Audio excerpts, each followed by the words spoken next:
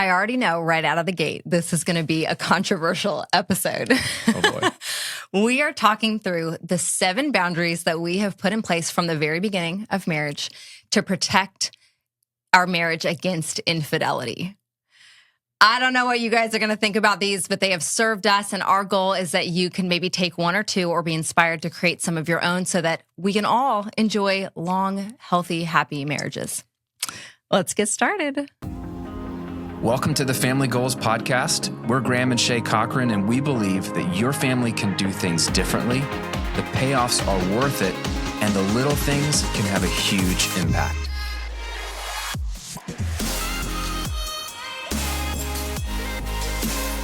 All right, welcome back to the Family Goals Podcast. Hey, you liked us. You liked us. You really liked us. If you're listening to this and you're like, what the heck are they talking about? We launched this show with 5 initial episodes, all of this at the same time. It's been a few weeks, and so now we're dropping our next official weekly episode. But the whole idea was you let us know if you wanted more, and it was overwhelming. So we just want to say huge thank you. The words of encouragement, the messages were amazing. The comments. The rating and reviewing it on Apple Podcasts. You guys liked the show so much that you shot us up to number 6 on all parenting podcasts on Apple Podcasts. We were ahead of Focus on the Family for a hot minute. For a minute. So yeah, it was a fun week while it lasted, but thanks for listening. Thanks for just showing that hey, this is something that's helpful to you. So we're back and we're here, we're committed. Yes. So, okay, we're going to get into it because we got 7 of these to go through. And like Shay said at the top of the episode, you might not like these. And I'm you may disagree entirely. And that is totally fine. The only thing I will just say, this is not prescriptive. This is descriptive. This is not us telling you this is the way. We're just sharing what boundaries we've put in place in our marriage, and it's worked for us. So it's food for thought.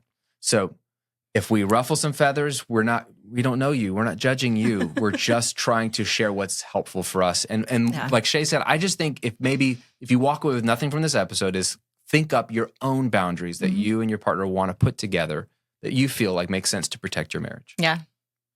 Let's go. All right. Okay, so boundary number 1. I think this is going to sound so bizarre to a lot of people. It's going to sound like a lot, but I want to unpack that concept. So boundary number 1 for us is that we don't, either of us individually, follow anyone of the opposite sex on Instagram. Okay? Seems a little bit much, right? We have mutual friends where we're friends with the guys and the girls, and there have been times in the past where people have even been insulted. So let me just also add, I go kind of a weird step further, and I really don't allow any guys to follow me. I don't know that that's much that has to do with the fidelity. It just kind of weirds me out, that somebody else's husband might be hearing my thoughts and my take on life and seeing what I'm up to. That came out of, I don't really want Graham following somebody else's wife and seeing what they cooked for dinner and what they're wearing today and where they're going on vacation. That's, I think, how that started was I was I really I don't love the idea of you watching some other wife. Yeah. And so, okay, if I feel that way about you, then let me love on my brothers and actually my sisters and their husbands by saying don't follow me. Just don't, you don't need to peer into that. So that's a little nuance for me that has been interesting because there have been times when friends have come up and said, you blocked me, or I followed you, but I can't see your stuff. What's going on? Or I can't find you on Instagram, or did I do something wrong? And we had to actually say oh no, I'm sorry. This is just kind of a thing that we do within our marriage. But back to the not following anyone of the opposite sex, that's kind of the origin story of that. And so as a result, I don't follow any guys. I think the exception would be my brothers.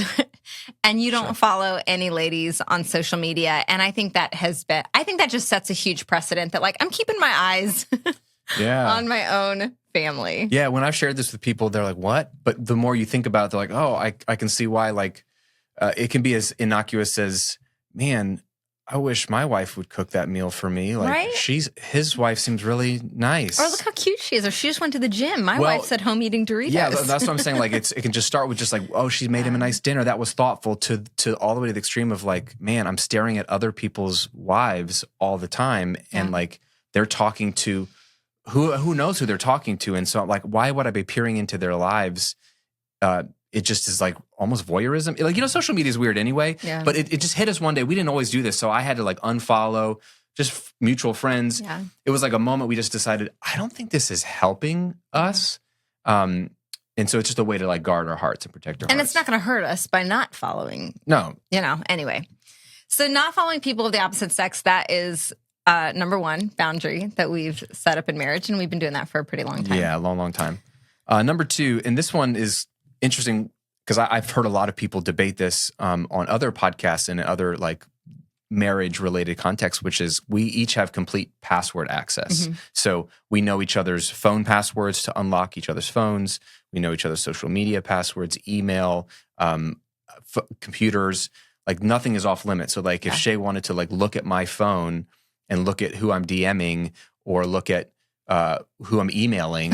Or there have been times when I've gotten on his Instagram and I'll go to the search page because I'll see what it's feeding and I can be like, hide, block, to kind of like retrain the algorithm on his behalf. Oh man, that's like, a whole nother. I don't want him seeing that's a whole nother episode of how thing. Like, and this is. Can I just a side point here? Yeah. If you're a man and you have Instagram, I don't have hard proof of this, but I swear, I swear, the algorithm is meant to show men naked women or half naked women on Instagram on the search page by default. Because if you clear it out, if you've never clicked on anything inappropriate, like. The algorithm, after 30 days or so, it'll re-pop it back up. Like it knows what men click on and it just wants you to click. So like, and it knows your age demographics. Yeah, so it's like, it's a dangerous place to be on there anyway, but that's not the point of this conversation. But yes, she can log in and see everything. I can see everything. Nothing's off limits because again, with all this proliferation of like emails can be private and DMs can be private, just like text messages, I could, in theory, be having all these conversations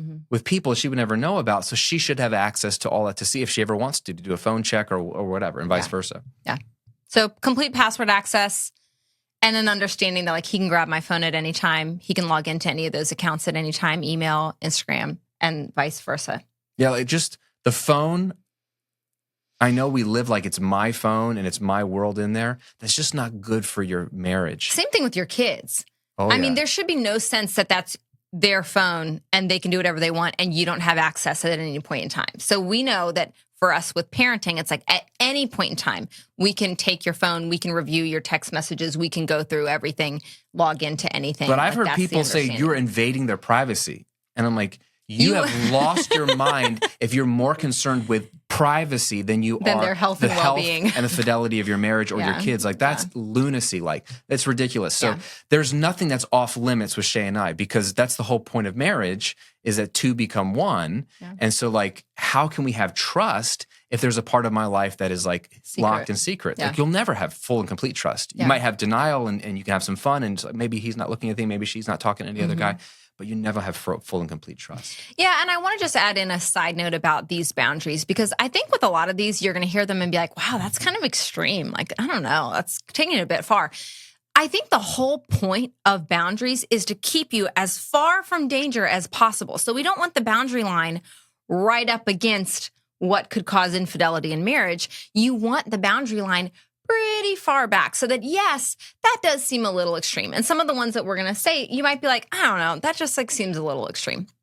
But if we can set that boundary line like pretty far away from danger zone, it's going to just keep us in a really safe place instead of playing with fire in the marriage or, you know, you make exceptions to this situation, but then it comes back to bite you with another person or that kind of thing. So anyway, yes, I think boundaries should feel a little extreme because that means that they're a pretty far distance from danger. Yeah, that's good. Okay, so number 3, joint bank accounts and credit cards. So this is just something we've done from the very beginning. We have combined bank accounts. We do not have personal his and hers bank accounts. The exception would be business accounts, but I know some couples say she has her account and her money and he has his account and his money, and we have decided that it's our money, our account, and our money. And so there's transparency into anything that we do. So for example, business, like he could log into my business accounts and vice versa. But in terms of the money that we make as a family, anything that comes into us, that is our money. We both have access. We both know what's going on. We both have transparency and awareness, visibility into how money's being spent so that there's no surprises there. So that's just helpful And protection just for a us. side note there too, depending on the way the marriage is set up, there might be a season where one spouse is working and bringing in the income for the family and the other isn't, for a variety of reasons.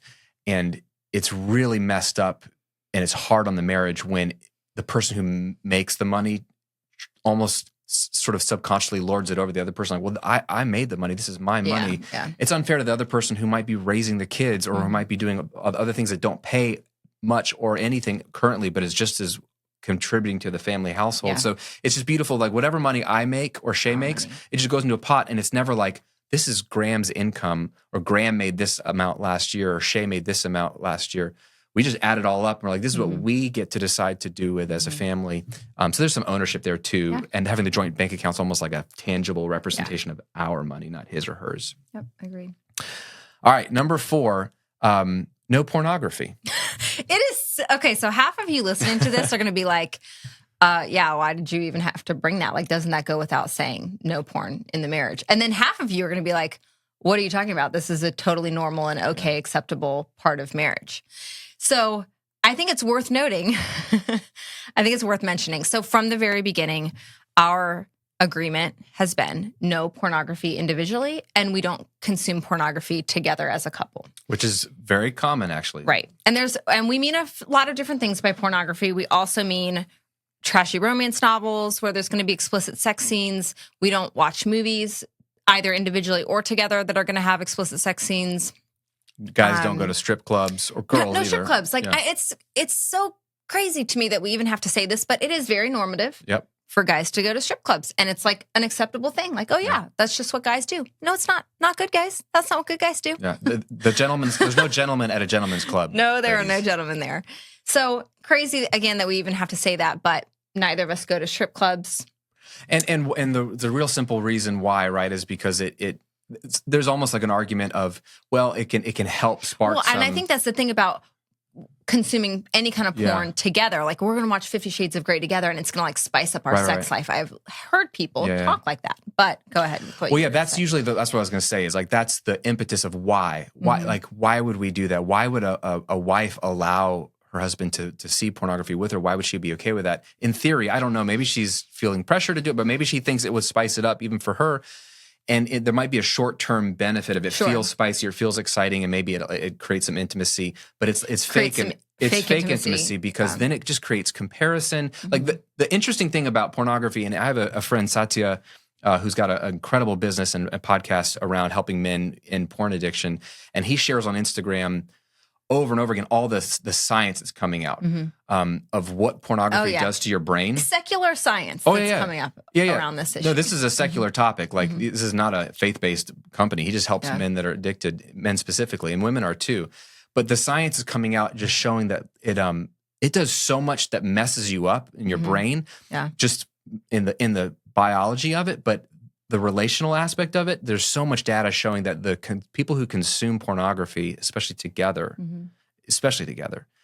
it just creates infidelity, more opportunities for infidelity. Like, you crave new and better, and there's just more comparison of like, why? Well, let's do more of that, or why don't you look like that? Or it just awakens things that aren't ever meant to be awakened, in a way of like, it creates instant dissatisfaction with the way either your partner is, or the way what you're doing together is. Because even if it makes things feel more exciting or spicy initially, what you're really leaning into then is the novelty and the imagery, and then that becomes what's needed for you to connect, is the novelty and the imagery, instead of that kind of intimate connection being based off of love, care, compassion, genuine desire for each other. So and I mean, this kind of goes back to the very first one on Instagram. Like, pornography these days, Instagram, it's everywhere. Like, it is insane how accessible, like, it might be called soft.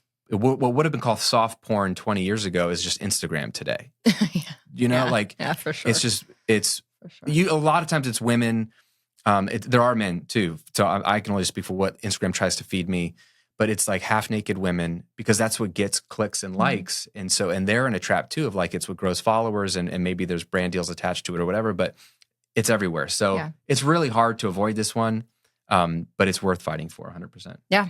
Hey, I hope that you're loving this episode. But listen, what we really want to do is save you from one more boring night of tech gather time spent scrolling your phone side by side. We have a better idea. Okay, we've created 5 absolutely foolproof conversation prompts to help you connect with your spouse today. Yeah, these are like literally fill in the blank, easy, simple questions, nothing heavy, nothing too serious. These are light and fun to do exactly what they say, to help you connect. So to get these free conversation prompts, just go to familygoalspodcast.com/connect. They're free, they're fun, use them today. Now, back to the episode. Okay, number 5. And this is also going to seem kind of extreme. No, we have agreed to not ever work alone with somebody of the opposite sex. And I remember this being particularly challenging when we first got married and we both worked corporate jobs. Because I worked for a university, you worked for Rosetta Stone as audio engineer. And so we're constantly in environments where we have coworkers of the opposite sex, and there's opportunity to go grab lunch or, grab a drink afterwards, or you have to ride together to an event, and it just makes the most logical sense to ride together. It was really challenging. It's less challenging now for us because we We work alone. We have no friends in the office. Yeah. But I remember us having to make that tangible decision year 1, 2, 3 of marriage that, like, hey, are we okay with you being alone with another woman, me being alone with another guy? Doesn't matter how old they are. Doesn't matter whether they're married or not married. Because I think that's... Yeah. Also, this is why we made a hard and fast rule, because otherwise you're going on a case-by-case basis. Well, it's my best friend, so it's fine. It's a family friend. Yeah. He can ride alone with her. It's so-and-so that, she's not going to be attracted to him, or he's married with 5 kids. Like, we make all these weird rationalizations why it should be okay and why they're the exception. And so if you're handling it on a case-by-case basis, that's where it gets a little bit hard to navigate and also dangerous. And so we just decided from the very beginning, we're just going to say, Shay, you're not working alone with men or alone in any environment, out to coffee, out to lunch, in the car, anywhere with men, and you are not alone with women. And so that has changed now in terms of what it looks like in the context of our businesses. So a common current example for me is I've been doing more one-on-one coaching. And so as I've been ramping up more one-on-one coaching, because the last few years I took a break from a lot of one-on-one coaching for business clients, but I've been ramping up more. And I have in my business almost 60-40 men, women. I have a lot of female followers, whereas my first business in the music space, it was like 97-3. It was like hardly any women followed me, but there's way more women that follow this brand. And so I have a lot of women that have applied to want to coach with me one-on-one. And so I had to make a decision, because there's all these women applying, like, what am I going to do? Am I going to work, even if it's on Zoom calls, am I going to foster an ongoing work relationship where I'm like having basically a weekly or bi-weekly meeting with a gal where I'm getting to know her? Like, I don't think anything would come of it. And I've coached women in the past, but this is like a recent thing of like, I prayed about it and I felt the Lord was pretty clear on like, don't do it. And I felt like, even though it's a bit extreme, because I know that I treat it very professionally, I'm going to put and this we line. lose money. Like you're cutting out almost half of your audience. I've had a lot of angry people too. They keep applying, and I've had to say this men only. Like, why won't you accept me? Like, this is bad taste. I have angry women angry at me as if I'm being sexist. Recent. And I'm like, look, I'm trying to protect my wife. And do you have a husband? I'm trying to protect you. Like, but they're angry at me. I'm losing out on money because I have a lot of women that would like me to coach them for whatever reason. So that's an example of how we've done it. This has in the past been called the Billy Graham rule. He kind of made this famous, and he's been made fun of for that too. I mean, it seems extreme, but I think there's wisdom. He was one of the very few mega pastors that never had any moral failure in his marriage, and probably because he had really tight boundaries. So there's something to that. Yeah. Anything else you want to say about that before we move on? I just thank you for doing that. I really appreciate. I personally just appreciate that you're willing to take a stand and turn down money. And it hurts your reputation a little bit because I have seen the emails that you get, or you've told me about them, where women are, you become an enemy because you won't work with them. And it means so much to me. And I feel so cared for genuinely by you being like, yeah, I could help them. That's $50,000 more or whatever the case may be. And you're like, I'm just not going to, because we want to just keep this protection around our marriage. So just thank you. Yeah, on that you're one. welcome. Yeah. Okay, number 6. Right? That was all the negative ones. Those were all the negative Okay, ones. so then we have 2 positive ones for you because I know that was a lot of no's and we don'ts and Typically what boundaries are, right? that's typically what boundaries are. But we have 2 positive yeses that are also boundaries that I think really help us. And we talked a little bit about both of these in our 5 marriage mistakes episodes. So go back and listen to the 5 biggest marriage mistakes that we've made that episode. And that will kind of unpack them a little bit more. So we won't go too deep, but one of those is afternoon reconnection time for you and I. So when we would both come home from work, even when the kids were small or when you would come home and I was working from home, we would always set aside about at least 30 minutes up to an hour where the kids had to be playing, watching something, whatever it was, so that Graham and I could reconnect. And that was just very protective time at like 4 o'clock, whenever you would get home from work, where this was protected. This is a boundary around mom and dad's time. And so I'm not making commitments or taking calls. He's not taking calls or booking any meetings during that time. Like he knows, okay, this is time for Shay and I to connect. The kids don't get to be a part of that. Mom and dad are prioritizing the marriage. And it's amazing even if you only had 15 minutes of like, you come home, you put your phone down, the kids are away, you like make eye contact, you might like hold hands. Yeah. And it's like, hey, I see you. Yeah.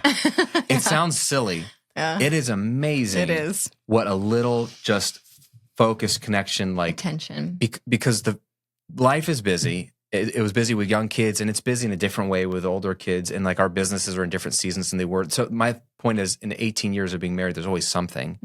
But it's amazing how when you don't have that connection, the story you can tell yourself in your head of, does she notice me? Is she upset with me? Like, I don't think she likes me. And like, you can make up these stories of, because you haven't connected. And so, and she seems upset, or he seems bothered. He seems on his phone. Like, does he really care about the family? Does he care? Yeah. And you could do nothing wrong. And there's this vacuum that hasn't been filled. So you fill it with these stories. But the moment you just like, hey, I see you. I love you. Even if it was a bad day, I'd be like, hey, today was crazy. I'm so happy to be with you. But I'm happy to be with you. You know, like, wow, that's a simple thing, but that can go a long way. Physical touch, eye contact. No phones. Screens down. No and kids. Even 15 minutes. If you're one who likes to enjoy an adult beverage, you could have a little afternoon adult beverage. It could be any kind of ritual. If there's a chair you like to sit in, if there's a place you sit, like a swing or a bench, or you always have a sparkling water or whatever, like something to ritual, even for 15 minutes. That helps with the kids too, because they know, okay, like we used to go out and sit on the swing out back. And so the kids knew like that was mom and dad's time. And it ain't perfect. Sometimes they're yelling, but it's, again, something you fight for. Yeah. And then related to that, this is the last one, is a weekly date. A weekly date. And so for us these days, it's a date day. We're gluttons. So it's like we're doing it right now, our Friday date day. Yeah. So we're bringing you along with our date day. You're lucky. You're welcome. But back in the day, it was just fighting for like a Tuesday date night. We would hire a 14, 15-year-old girl in the neighborhood and just pay her on retainer. Like, can you and your mom show up every Tuesday night? Whether you hear from us or not, just come. Please just knock on our door at 5 p.m. Yeah. And they weren't always pretty. And we talked about this a little bit. We talk about that in that episode. But just, this was a boundary around like, we're not going to let a week go by where we don't have an intentional evening, at least. Because sometimes it was just, we need to talk through logistics and there's no time. Oh, yeah. We need to have a budget meeting or something really it was like, unfun. You know, we want to do something fun. Sometimes we want to be romantic. But sometimes it was just like, let's just walk around the neighborhood together. But a boundary is, again, something you have to say no to something else to say yes to something good or better. And so we're saying no to letting all the evenings disappear. Yeah. And is worth it. And it really was earmarking that night of the week. It's like, we're not going to hang out with friends that night. We're not going to agree to go to a birthday party or, you know, we're really saying no to everything else so that we can say yes to marriage. And I think what was helpful about that was that we had a set night. It didn't float. Because you could say like, okay, we'll make time for it. We tried that, yeah. And it doesn't work. Like, you don't make time for it. But if it's like it's happening every Tuesday, then you know to kind of keep a guardrail around that, and that ensured that it happened. Yeah. And I think that with all of these, so those are our 7. Yeah. And there's probably some more we aren't thinking of, but those are kind of the top of mind for us. The point of this same point as the entire show. The point is not to do what we're doing, right? The point is not that we have figured it out and everyone just needs to do what we're doing. The point is the things that we're doing are pretty countercultural. Like they're not very normative, but we have decided, hey, these are our areas of weakness where we need to have an extra little bit of guard in place based on the work that we do, the circles we're around, our propensities. We have decided that these are the boundary lines that are really good for us, whether or not other people agree or don't agree. So we care what you think and we don't care what you think because this is what works for us. And the encouragement is find what works for you. Everyone has different contexts, different struggles. They're in a different season. You know your own strengths and weaknesses. If you're willing to be honest about the things that put your marriage at risk, even if they seem a little extreme, if you're honest with each other and with yourself about the things that could lead you to be interested in someone else or to get a little caught up in this relationship, if you're willing to be honest about that, you're going to come up with your own boundaries. And they may look like this and they may not. But the point is, do it your way. It makes a big difference. We want you to have a healthy, thriving, wonderful marriage, to be each other's choice and to protect that and to nourish it and give it what it needs to continue to be that way for 40, 50, 60, 70 years of marriage. 100%. And just remember, a boundary isn't a restriction. It's not a saying no just to say no. A boundary is a protection so that you can thrive. And I think about like a neighborhood, like you put fences around your yard. Like when you know where the property line is and where the fence is, then I know there's safety knowing this is my yard. No one's coming into my yard. No one, I'm going to treat my grass. I'm going to cut my grass. I'm going to it's not it's not saying no to other things. It's saying, how can I best care for Absolutely. this? Yeah. And so it's putting the spotlight on the thing you want to protect and guard. And so we all have boundaries around things that we care about deeply. And so it's for thriving. It's for flourishing. So just think through what would help you thrive, what would help you win. And if you haven't had this conversation with your spouse, this might be hard. Just send him this podcast episode as a passive-aggressive way to begin the conversation. You know what's so funny is like when we said that on an episode before, I'm realizing this whole show is going to be a great like passive-aggressive, like, hey, babe, I listened to this. This was interesting. Well, tell me what you think. So if you don't want to say the hard now they can't do that, though, because now we've just totally called it out. Well, on the episode, it might make for a funny moment. But yeah, I'm just saying these aren't always easy conversations. If one of you is like convicted about like, hey, I want to put this boundary in place and the other person thinks it's crazy. But again, that's a good opportunity for marriage to just, hey, sometimes you're going to bring up something the other person might not be down with. But if you can become a good salesperson and show them the benefit, what is the benefit we're going to gain? Yeah. You always leave with benefits. I will only have eyes for you. Sold. Sold. Okay, we've been ending these shows with one thing that we're each grateful for. So what are you grateful for today? I'm grateful for the listener, the viewer. Yeah. I'm really grateful for that. Like we got the show out and I was proud of us for getting it out. And I knew it was going to take a while. We had life, y'all. We had life. I was proud of us for getting it out, but I was just blown away by the response and just seeing how people were already like, this is already helping me. So just obviously super grateful resharing it, the way people reshared it, the comments, man, the comments that you guys left on Apple Podcasts. I know that's where I read them. They were like just so kind, so encouraging. Yeah. So I probably stole the most obvious one. I wasn't going to say that. You? I was going to say that I'm grateful to be home. I've traveled a lot in April. I have not been home the last 3 weekends of April. This is my first weekend home. Little globetrotter over here. And I'm just happy to be back with the fam. Yeah. Back in my own bed. Yeah. Glad to have you back. Thanks for hanging out with us today, guys. And if you enjoyed the episode, share it, like it, let us know. And you can always let us know what you want to hear on a future episode as well. Till next time.